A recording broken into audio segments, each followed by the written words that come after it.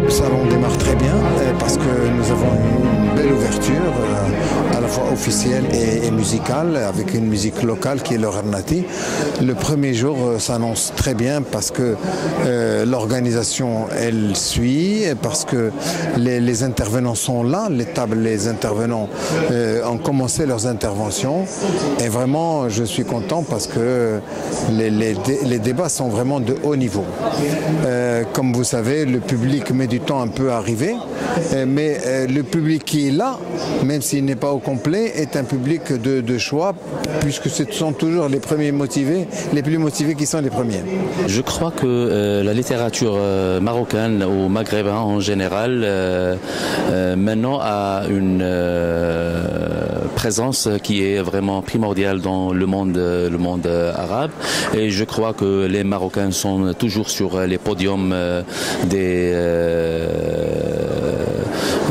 dans la critique, dans la littérature en général, des romanciers, des historiens, etc.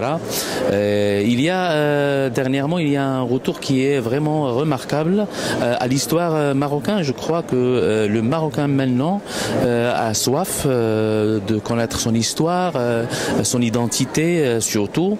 C'est pour cela que la plupart des éditeurs marocains consacrent ces éditions à l'histoire généralement. Plutôt par rapport à la question du temps, des temporalités en fait, c'est ce qui m'intéresse aussi dans la migration. Et je travaille sur les questions de migration et de religion parce que la mobilité des hommes, ça transforme les paysages religieux dans les espaces où les gens vont arriver de passage, ce qu'on appelle souvent le transit, nous on appelle les espaces de passage, ou dans les pays d'arrivée, etc. Le fait qu'il y ait des personnes qui arrivent, des migrants, hein, comme on les appelle, et qui vont s'installer de plus en plus durablement en Afrique méditerranéenne depuis les accords de Schengen, ça a modifié, par exemple dans le cas du Maroc, le paysage religieux du Maroc.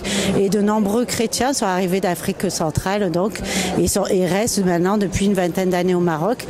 Et ça a redynamisé la question religieuse au Maroc. C'est-à-dire, on avait un christianisme qui était un christianisme blanc, hein, qui datait de l'époque coloniale, avec des églises qui se vidaient et finalement aussi des autorités religieuses qui n'exerçaient plus, qui n'avaient plus tellement de travail dans la sphère chrétienne, catholique et protestant compris.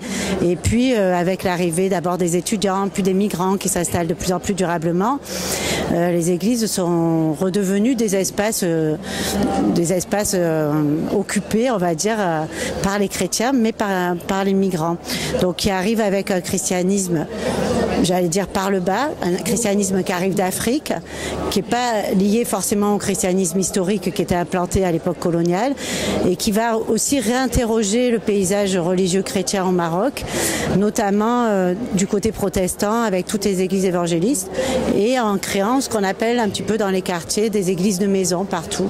Donc j'ai travaillé beaucoup sur ces questions-là en fait pendant longtemps, et on a sorti un ouvrage qui s'appelle Dieu va ouvrir la mer sur les christianismes africains au Maroc. Je ne pense pas que l'écriture va s'effriter dans le temps, et d'ailleurs l'Afrique a eu une écriture très ancienne et on continue à penser l'Afrique comme une terre simplement d'oralité. Or, on peut trouver des manuscrits qui datent quasiment 5e, 7e siècle, qui circulaient entre la Mauritanie, le Sahel, l'Afrique du Nord, mais y compris l'Europe. Il y avait des manuscrits qui partaient jusqu'en Europe. Donc il y a une vieille tradition d'écriture. Et puis vous savez, l'alphabet qu'on connaît aujourd'hui est parti d'un territoire africain qui est l'Égypte. Les éditions Marsam ont participé au salon Maghriba du livre depuis son début. Nous avons été toujours présents à ce grand événement qui réunit beaucoup de monde, beaucoup de Maghrébins.